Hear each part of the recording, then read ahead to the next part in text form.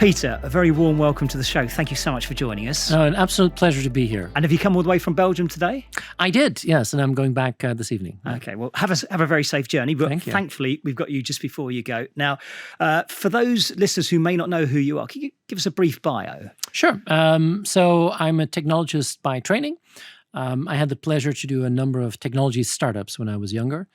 I did three. One company was acquired by Alcatel-Lucent, one by Vodafone, and the third was a company that we IPO'd. And after 15 rather intense startup years, I decided to do something completely different. So 10 years ago, I started teaching at London Business School. I still teach there. I became a fellow at MIT Sloan. And I write books, and I try and observe what is happening in the world of innovation and disruption and technology, and that is something that I'm going to try and do for as long as I can. Well, your latest book is Phoenix and the Unicorn, which I'm sure we will definitely get to slightly later in the show. I've heard you described as a serial entrepreneur. Do you know how many businesses you've been involved in over your time? Well, today I primarily help invest. I invest in startups and I help them grow and I help them scale. And it's a wonderful way to keep me young and fresh because there's so much happening in that world of technology and the pace seems to be accelerating. And I don't have the stamina anymore to probably pull a couple of all-nighters every week. And I'm really glad that I can invest in 20-year-olds who can actually do that now. It's probably the best, right? I hope so. The other thing, just before we get on to the main topic of the never normal, which we'll discuss in a minute, I understand you're quite an Apple enthusiast. Yes, yeah. Can you take us through that? So when I was younger, I grew up in the US and I went to a high school in the US in the 1980s that was one of the first Apple schools. And what Apple did is they seeded a couple of schools with, in those cases, Apple IIs. And I learned how to program. And you know, I probably the enthusiasm to become a computer scientist came from that, but also the love for the machine and the brand never disappeared. And I became a frantic collector of Apple computers. In the world, I'm certainly top 10. In Europe, I'm probably number 3. And that resulted in me buying a church in Belgium to house my collection, which I call the Apple Chapel, which is a shrine, but it's also a wonderful combination. Tech is the new religion anyway, so I thought it was an interesting combination of religion and technology to put it there. Do you know how many Apple computers you've got there? I probably have an almost full collection, but even more interesting now is to actually start collecting not just the computers, but how they would advertise them. I have, for example, all the annual reports now complete. And I even have the first prospectus that JP Morgan used to actually sell the first 4.6 million shares of Apple. If you read that document, it's just amazing. I mean, it says the company has a management team that is inexperienced. The company has had severe cash flow difficulties. And you think, why would anyone invest in a company like that? But to see that history through that lens is fascinating. And I'm sure there are plenty of companies that have been through that in the past. Oh, yeah, absolutely. And being born every single day. Yeah, absolutely. Do you stretch into iPhones as well, or is it just the computers? No. It's basically everything that Apple has ever produced. Oh, wow. I try and keep it. So my chapel is now filled to the brim, and I'm looking for new religious real estate opportunities. And is the chapel open for worshippers? Well, I mean, I used to be there, constantly during COVID because that was my place where I would record and do webinars. Now I'm traveling most of the time, but if I'm there, you're more than welcome. Brilliant. Absolutely. I will definitely pop in, I promise. Okay, so we just mentioned it a few minutes ago, the never normal. Yeah. The world's changing at a pace. So can you just discuss or give us a brief overview of what you mean by the never normal? Well, I wrote this book, The New Normal, more than 10 years ago. And I apologize. It's been overused during the pandemic. But when I wanted to describe in that book 10 years ago is what would happen if something like digital technologies would stop being special and become normal. And then, of course, the pandemic was an acceleration of that. But the idea that we would then post-pandemic go back to peace and quiet is probably an incredibly naive idea. And we've seen that. It's not just technological changes, but environmental changes and societal changes and geopolitical changes. And it's that combination which I try to describe in what I call the never normal. And that's a world of constant change, an extreme volatile environment. And I think that's the background. It's almost the landscape that companies need to understand if they want to navigate. And I really focus on companies that can not just survive that never normal, but really take that as their baseline and can really use that as a power to thrive in that never normal. And I think there's going to be a great opportunity in the next couple of years and probably decades for companies to really use the power of the never normal and become stronger. Okay, before we get on to what is changing, have you been surprised at what has changed and what stayed the same?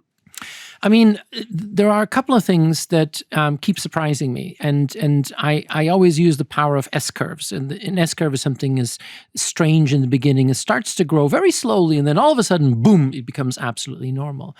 And even although I'm a technologist, I am still surprised by how these S-curves can just suddenly creep up on you.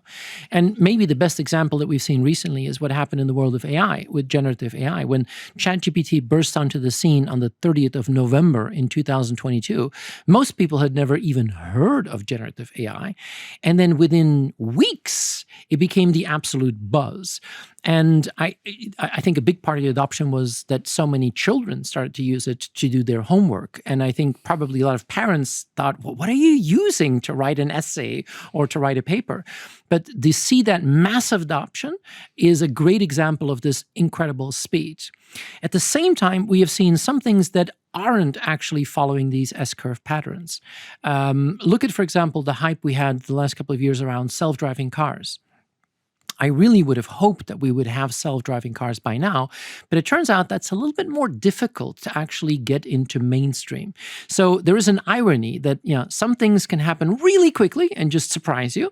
Some things take more time. I mean, self-driving cars is a great example. I mean, it's not that they're not going to happen, but I was thinking they will happen sooner. I mean, I recently had to take away the cars from my father-in-law because he has Parkinson's, and taking away his car keys and basically robbing him from freedom was one of the most difficult things. And I really wish I had a self-driving car to give my father-in-law at that moment. I hope that I have one, by the time it's my turn. But I mean, look at San Francisco. I mean, the self-driving cars in San Francisco have been around for a couple of years. We have Waymo, Google, and we have Cruise, which is General Motors and Microsoft. And just before the summer, they got the full license to use self-driving cars in San Francisco. And it became overnight the #1 tourist attraction in San Francisco. So people used to go to San Francisco and they wanted to ride the cable cars. Now they want to drive a self-driving car. And there you see that I think once you get past that threshold, again, boof, then it can happen really quickly. But some things are just slower than I expected. Okay. In your never normal, what defines the never normal? So when I talk about the never normal, there's a couple of characteristics, and there's actually 4. One is what I call fluidity. It's a world that is more and more fluid. We have to adapt faster. We have to become agile. And how do we deal with that? The pandemic was a great way. I mean, the whole remote work was a great example of that fluidity. 2 is I think we need to look left and right. We have to look non-linear. We're so programmed to look straight ahead, but there are things happening left and right in our swimming lanes adjacent to what we do that might be really interesting for us to get into. Number 3 is a world that I don't think it's about digital. I made a mistake there in my first book. I think it's more about networks. By the way, my second book was called The Network Always Wins, and that's what we're seeing. It's about connectivity and finding patterns and speeds of networks, ecosystems to try and figure that out. And the result is a world that seems to be accelerating. So, that's a world where that idea of fluidity and nonlinear thinking and networking and ultra speed comes together. But it's also a world where you see all these facets. It's technological, it's biological, as we saw with the pandemic, it's societal. I mean, the potential for social seismic shocks to appear, the geopolitical scene. And you can look at that and think, oh my God, what a mess. And I think the word of the year in the UK was polycrisis, one misery after another. But instead of seeing that as just a continuous set of challenges, can we see that as opportunities? Can we leverage the power of that never normal? normal.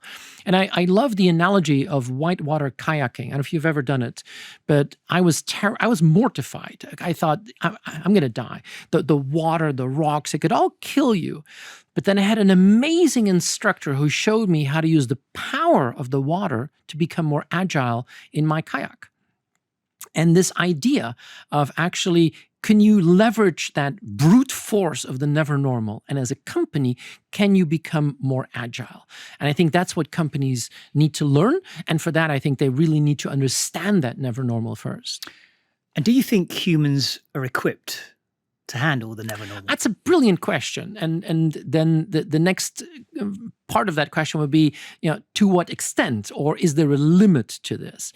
And I think one of the most brilliant things about us humans is our capability to constantly react to changing environments. I mean, the life that we have now is different from what it was 20 years ago, quite different from 100 years ago. And there's this idea, it's called heliocentrism, where every generation thinks, oh my God, this is now happening faster than ever before. Maybe that's not true, but it does show that we're really equipped as human beings to adapt and change. So I'm a fundamental optimist there. You have some people who are quite the opposite. I just finished Elon Musk's biography, and he's a pessimist. He believes that the world is basically heading for a fall, that we're going to have a population that gets dumber and dumber and dumber, and we're going to destroy ourselves, and that's why he wants to go to Mars and escape to Plan B. I don't think so. I think we are extremely resilient beings. But I do think that we need to nurture that capability. And I always ask the question when I do a lecture is, when you look at the next generation, when you look at our kids, are we equipping them with the capability to be open-minded for that never normal? Are we nurturing their creative potential to say, okay, things are changing. How do we leapfrog on top of that? Are we really creating that ability? And that's probably where we need to take it up a notch. I think the educational system in most environments, in most countries, is the slowest moving part of society. So I think that's where we really need to maybe double down and make sure that we prepare a next generation to take advantage of that resilience. And how do we do that? Bearing in mind, this is all coming about at a time when we've got cash-strapped governments at the moment. That's true. And you already see that today, I think, where the world is changing so quickly. How could you even get that system, which is quite a rigid system, the educational system, because it's all sorts of, established patterns and even boundaries that are difficult to overcome. You get to the point now where you see some commercial companies jumping in. I take Udacity as an example. That was a company that was founded by Sebastian Thrun, who was the founder of the self-driving car experiment at Google, and who said, you know what, you cannot even study to be a self-driving car engineer. Let's build a platform on where you can learn how to become that. We saw the rise of these micro degrees where you focus on very specific tasks. When I teach at MIT, one of my colleagues who teaches computer science recently said the worst job in the world now is to teach artificial intelligence. Because even if you have the smartest kids in your class at MIT and you teach them on AI, what you teach them in October is outdated before you can give them an exam in January. So it is a world which is constantly changing. In my university in Ghent, in Belgium, where I studied, they're building on a self-driving race car because there's now a new set of races happening with self-driving race cars. And it's really wonderful. You put a race car on a track, it drives 5 laps, captures all the data, and then races and can use G-forces and take risks that no human driver would ever take. Brilliant, absolute pinnacle of AI. And when I see the 90 students working on that AI-powered car, I see the assistants looking over their shoulders thinking, what are they doing? And from a far distance, you see the professors who have no idea what they're doing. So I think you're right. We have to probably accelerate that. I also think that it's about a mentality more than just the facts. I think it's about stimulating creativity. And this is where probably not just teachers, but parents play a really important role as well.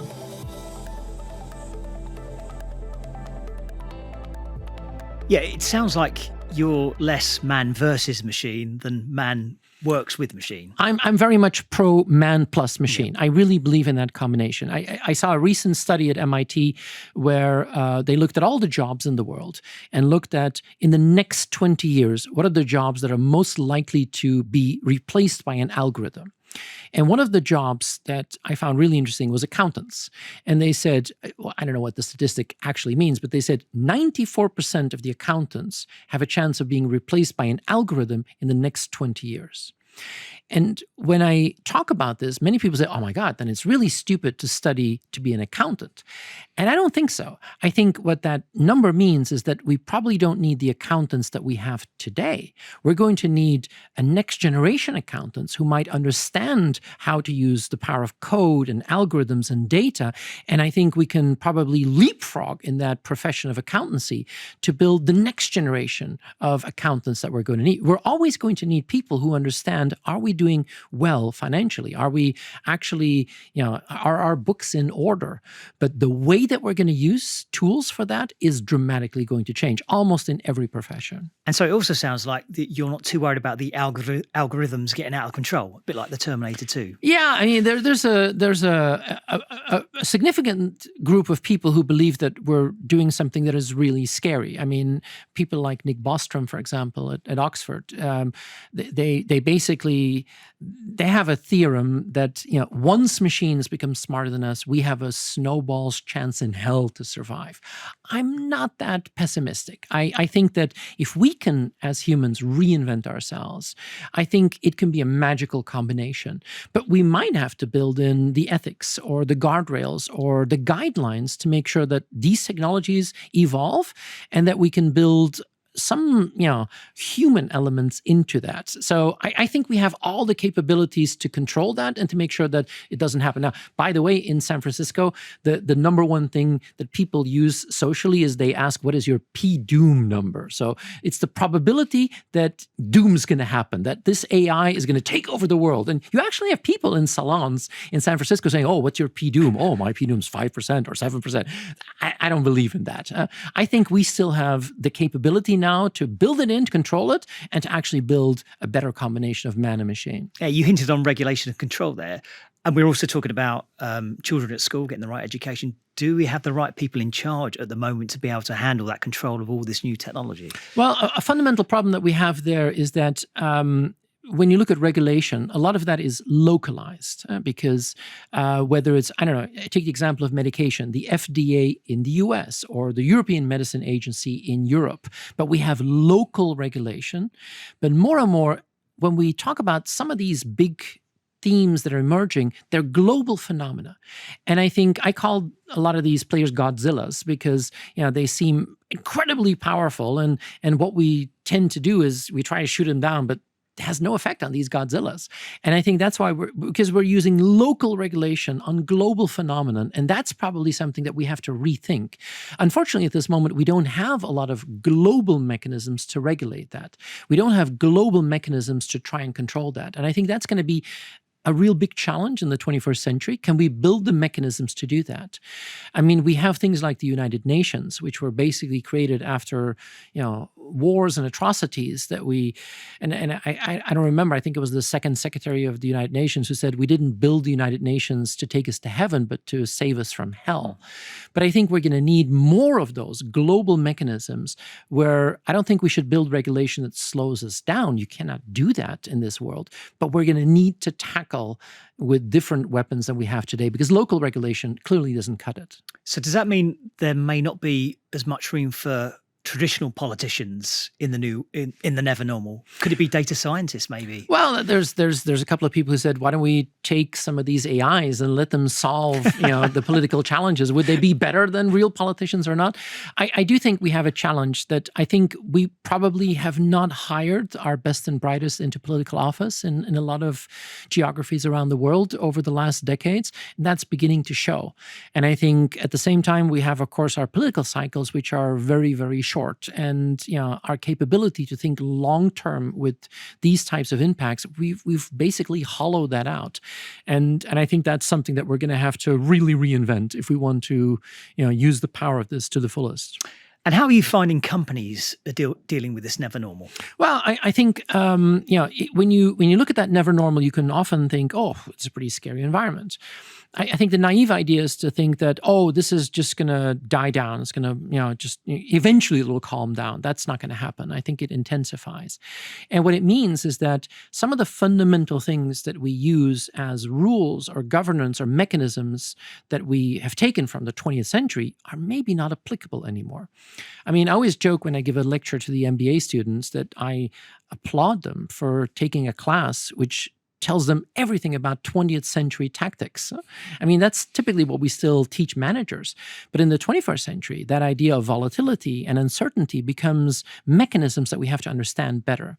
So I think some of the rules and governance has to change. Some of the way that we think about budgets or boards might have to change. But I do believe that there's potential for companies to reinvent themselves. And that's what I call phoenixes. And in the book, The Phoenix and the Unicorn, I wrote the book because I was getting slightly uncomfortable about the unicorn applause because you had all these magical companies that started from scratch and grew exponentially and became really strong players.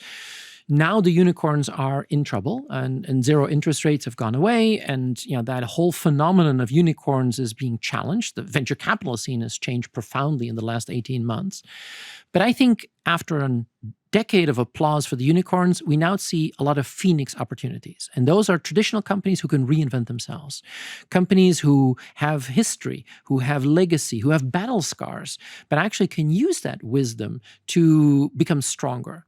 And so for the last couple of years, I've been researching, these phoenixes, and I became fascinated. I'm almost a phoenix hunter now. It's like, and it started out with the world of retail because it's wonderful to see an Amazon change retail. But I had the chance to watch the transformation of Walmart up close in the last couple of years. And Walmart is the traditional U.S. retailer, 5,000 stores in U.S. alone. They are 18% of the entire grocery business in the U.S., by far the biggest player. They are the ones who set the tone, set the price. And everybody thought they're dead meat. They're going to be eaten alive by the Amazons of this world.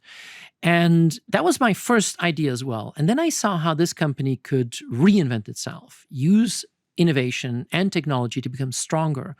Now, 30% of their infrastructure is being redefined in the world of e-commerce. They're building dark stores or taking some of their traditional stores and turning them into e-commerce infrastructure. They are incredibly strong now in delivering, their goods via, digital mechanisms, and the whole last mile has been redefined. To see that company of 1.5 million people reinvent itself gave me a lot of inspiration that phoenixes are a reality. And I believe that we're going to see more of them in the next couple of years. So Walmart's leveraging all that technology. Do you know what impact that's had on the workforce? Has there been a reduction at all? Because it's always been man versus machine, and man will lose out and people will lose jobs. What have you seen from Walmart? It's a really good question. So when you look at an Amazon is now getting above 1 million employees as well.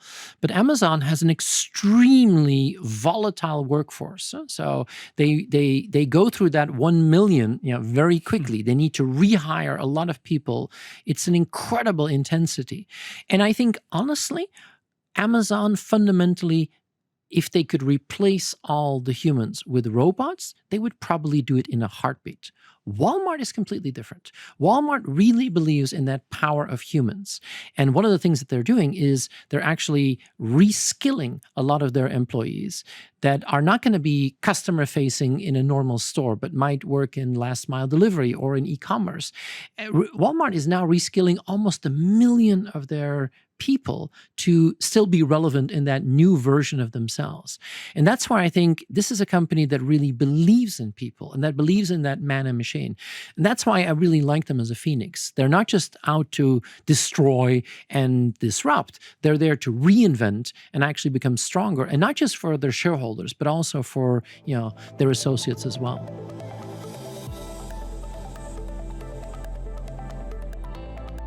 So if we pass the time now where people need to look a little bit further beyond just those startups and reassess those, as you say, those phoenixes, Well, I think we're in an era now where I think investing, is an interesting area, because where are you going to place your bets?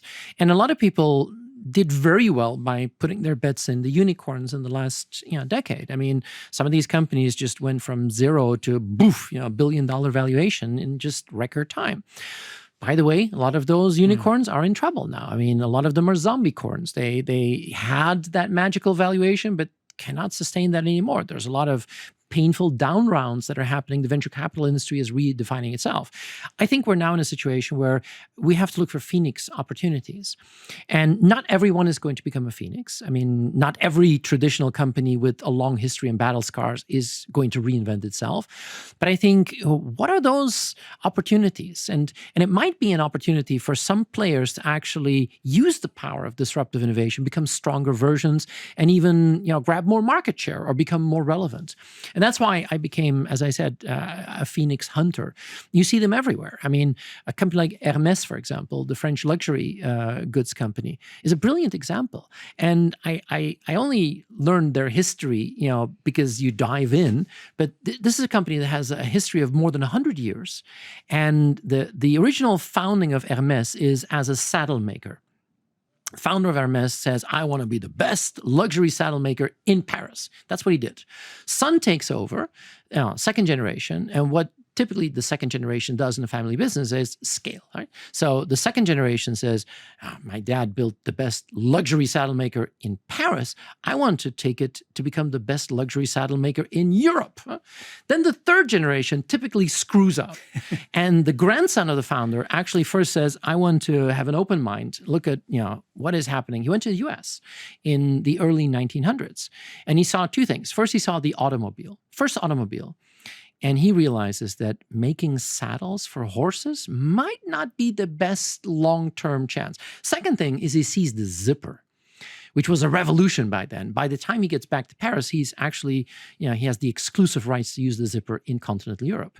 Imagine the grandson coming from the US, opening up the doors of the atelier in Paris, saying, stop with the saddles because horses are dead. And by the way, zip, look at the zipper. I mean, that's a pivotal moment, but they've been able to reinvent themselves. Now, the biggest challenge Hermès has is that their core ingredient, which is leather, is not really geared up to the environmental ESG. So they're now one of the largest investors in mycelium, which is basically mushrooms that can grow fabric. You can now buy a Jane Birkin bag made out of mushrooms, mycelium, that is more expensive than the leather variant. To see a company I won't be like telling that, my other half that. What's that? I won't be telling my other half that. Sounds like an expensive day trip shopping. It's very expensive. But to see Phoenixes in almost every industry, whether that is going to be in finance or in retail or in luxury, I think that's what we need to look. And of course, it's not just technology, but it's also the mentality and the leadership of companies that really want to double down and reinvent themselves. I was going to ask you, actually, that was going to be my next question. How has all this technological change, everything that's moving so quickly, how has that affected the way that management are actually managing their people and managing their companies? I think vastly. And I think we're entering a world where this idea that you have a chief executive who knows everything and instructs their troops to just carry out plans, that doesn't work anymore. We're going to have to reinvent management structures and maybe think of more network-based approaches, and where people in the field probably feel more intensely what is really happening than in a lonely boardroom. Even in the boardroom, we're going to have to change this. When I joined the board of a bank back in Belgium a few years ago, we had a classic board structure. We had a comp and ben committee, we had an audit committee, we had a risk committee. And then, we had an interesting debate in the board to say, well, is that enough? Because in a world that is never normal, changing so quickly, so we came up with a new committee called the Innovation Committee. It's actually the Technology Innovation Committee. But we do two things. One, we talk about non-financial risk, because things like cyber or business continuity, really important. But we also talk about the innovations that we cannot afford to miss, things that we have to understand and double down on. And I think that completely changed the dynamic in a board where it used to be very much about, risk profiles and, what happened. on a transformation of how can we enable things, how can we make things happen. And I think that means that in terms of strategy, but also leadership, we're going to see an enormous transformation. And I really believe that those companies who can reinvent themselves as a phoenix will probably show that new generation of leadership to thrive in that never normal. Yeah, and I've read a lot of books actually on, in the past it was a lot about structuring data. And now it's trying to get all that so all that information that's just dotted about all over the place. And imagine for something like a bank, that's almost a gold mine. If they can get all that information in one place, fed through an AI system, whatever they decide to go, that's going to be gold dust for their services and the way the bank is managed going forward. Absolutely, but I think it's two elements to that. One is yes, and a bank. But many companies are now on gold mines of data, because everything you have in terms of your customer interactions, I mean, we used to talk about big data companies, and that would mean the Facebooks and the Googles. Now every company has become a big data company. On top of that, I think we're starting to see that it's not just the data that is stored in a database, but it's the unstructured data. It's the conversations, it's the emails, it's the documents we have floating around in our companies. Many companies are now realizing that the data part is only maybe 20% of the equation, but the unstructured content might be 70, 80, 90% of the stuff that we have to understand. This is going to be a magical way to put it together. But on top of that, maybe that human element is going to become incredibly powerful again. Maybe we're going to have even a human premium. I mean, look at when we talk to the big tech companies or we engage with them. If everything goes fine, brilliant. Yeah, I like the fact that Amazon can suggest things to me that I didn't even know I thought would be interesting for me. That's really great. That's a perfect use of data. But at the same time, if something goes wrong, it becomes so difficult to actually weave through all these chatbots, and you're so glad when you have a human on the phone. Huh? And so I think companies who can balance that, where the new normal, that's going to be where you leverage the power of information and technology and use that gold mine of data. But then the human premium might be where we really can actually make the difference. You've mentioned Walmart already. Are you seeing other companies that are doing that a lot better than some of the others? I mean, as I said, I became a phoenix hunter, but I love organizations who can combine the two, companies who can really still put that value that they have inside an offering which is more and more digital. I take a company like Disney, for example. I mean, Disney has been transformed like crazy over the last couple of years because of Disney Plus. And all of a sudden it became a streaming company, but they can still keep their traditional values, very, very core to their offerings. If you go to one of their theme parks, you still feel that. And it's that wonderful combination of using digital and that empathy that we as humans really value. Well, if Walt's actually frozen and they unfreeze him, he might be actually shocked about what his company's actually become these days. Absolutely, that's probably true. But I love Disney is a great example, because Disney has been around for almost 100 years, something like that, and what we don't realize is they've always been a technology pioneer. Steamboat Willie, Snow White and the Seven Dwarfs was a technological marvel. I mean, now we think, oh my God, Pixar was amazing. True, but in those days, it was Snow White and the Seven Dwarfs. What I really love, and this is a story that many people don't know, is we now think of Disney as the big, entertainment giant. But when Disney was already really successful as a company, Walt Disney wanted to build Disneyland. And when he took that to his own board, the board said, no, we're not going to do that. That's a really stupid idea. That's way too risky. And he thought, my God, I really can see this. He eventually bankrolled the entire Disneyland on his own without the Disney Corporation. And it's only when Walt Disney passed away that the Disney Corporation approached the family and said, well, we'd like to have the theme parks as well.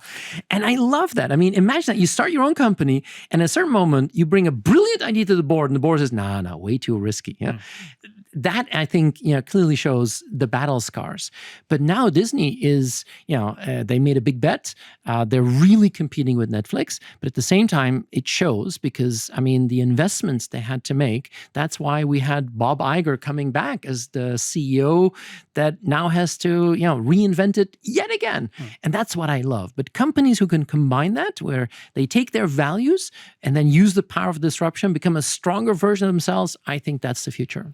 Yeah. And has the pressure to reinvent themselves got faster? Are they needed to change more quickly than they were 50, 60 years ago? I think so. And I, when I look at one of the big seven, the big technology companies, that is actually a great example of a phoenix. It's Microsoft. And I don't know how long, but I've known Microsoft probably their entire life. Microsoft was founded in 1976, same year as Apple. And I remember when Microsoft was a small company and then it became a monopoly. And then at a certain moment, everyone hated Microsoft. I remember 15 years ago, people talked about the Microsoft tax and the Windows tax. And ironically, the company then fell flat. It was a company that was generating mediocre products. Windows XP, the Zune media player. People thought, oh my God, people felt sorry for Microsoft. And then if you look at the last decade, they've been able to reinvent themselves. I mean, it's the most perfect example of a phoenix. And it's not because they suddenly found new technology. I think when the CEO, Satya Nadella, came on board, he said, well, we probably have 8 Googles inside of our own R&D, but they're just not getting out anymore. And a lot of that reinvention has not been focused on just the technology side. He made the right choices by betting on the cloud, but about enabling that. And that phoenix is, where you have to rethink not just your strategy, but your structure, your organization, your culture, your leadership to be able to, make that stronger version of yourself. And if you look at Microsoft, my God, now with OpenAI, they're running wild. But the last 5 years, Microsoft has been a stellar performer on the stock exchange. And it clearly shows that even a company that is 50 years old can really reinvent themselves. And maybe the fact that they've gone through some of these ups and downs gave them almost a capability to fight. And if you can tap into that, I think a phoenix is absolutely possible. Okay. Well, so just to finish on optimistic points, so you mentioned earlier Elon Musk, a bit of a doom monger. There's plenty out there as well. What's your future take on how this is all going to develop and play out? I'm an absolute optimist. I mean, I'm a big fan of Kevin Kelly. Kevin Kelly was the founder of Wired magazine, and when I was a young engineer, I wrote a few articles for Wired magazine. And Kevin was my editor-in-chief, and he was a brilliant man. And I saw him recently, and he's now in his 70s, and he says, "My God, there are so many people who think that the world could just evaporate or we just blow this up." But he said, if you look at what we've been able to do with the use of innovation and technology to build better lives, to build safer lives, to build a society which is actually going places, I think we should be proud of that. And he talks about, it's not a utopia, it's not a dystopia. He calls it a protopia. And it's a world where, it might take some time, but we're, gearing up to build better versions of society. And that's what I believe in. So I think I'm an absolute optimist. I don't think we're going to die as a society or as a species very soon. Well, hopefully not. No. Hopefully we record a few more of these as well. Peter, it's been fascinating speaking to you. Thank you so much for turning up for us. Thank you very much for having me. It was a pleasure. Yeah, and your book's available now. So it's The Phoenix and the Unicorn. Thank you very much. Get it. Thanks a lot. Cheers. Cheers, Peter. That was fantastic. No, thank you. Did we finish? I wasn't keeping an eye on the time. Oh, brilliant. You got